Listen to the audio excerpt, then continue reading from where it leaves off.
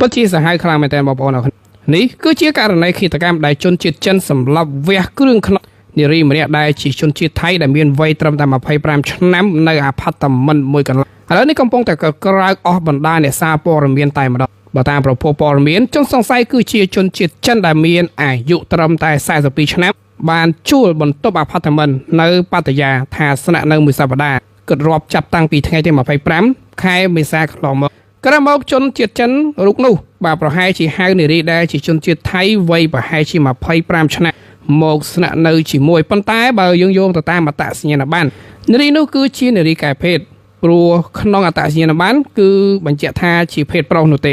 បើយើងយកទៅតាមអ្នកសម្អាតបានប្រាប់ថាការពីយប់មានឮសូរសំឡេងឆ្លុះគ្នាប្រកែកគ្នាខ្លាំងណាស់ក្រោយមកក៏ឮសំឡេងដើរទៅដើរមកនៅក្នុងបន្ទប់និងបាទសំឡេងរំខានប្រហែលជាជិត1ម៉ោងក្រោយមកទើបមានសភាពស្ងប់ស្ងាត់ទៅវិញដោយមិនហ៊ានរំខានទាំងយប់ព្រឹកឡើងអ្នកអនាម័យបានទៅប្រាប់អ្នកគ្រប់គ្រងពីរឿងនេះរួចក៏នាំគ្នាទៅគូទ្វារប៉ុន្តែគ្មានអ្នកណាបើកទើបយកសោមកចាក់មើលបែរជាឃើញសាកសពរបស់នារីរងគ្រោះបន្ទាប់មកក៏រាយការណ៍ទៅកាន់សមត្ថកិច្ចតែម្ដង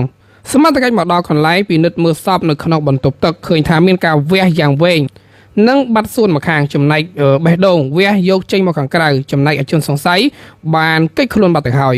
ឥឡូវនេះសមត្ថកិច្ចកំពុងតែធ្វើការស្រាវជ្រាវនឹងតាមខាត់ខ្លួនជនសង្ស័យនៅប្រលានយន្តហោះឯណោះហើយមកទល់នឹងពេលនេះមិនទាន់មានការបញ្ជាក់ណាមួយថាតើចាប់ខ្លួនបានឬក៏មិនបានទេបាទបងប្អូនទាំងគ្នាជាករណីសាហាវមែនតើប្រទេសថៃ